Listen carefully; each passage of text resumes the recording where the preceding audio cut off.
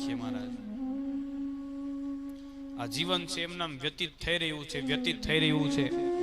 કયા સમયે કયા ક્ષણે જીવનનો નાશ થશે કઈ નક્કી નથી.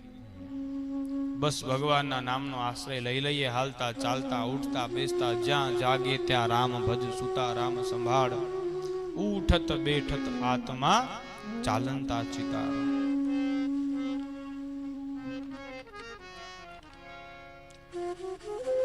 ભગવાનના નામરૂપી ઔષધનું જે પાન કરે છે એ જીવ સંસારના બધા જ રોગોથી મુક્ત થઈ જાય છે.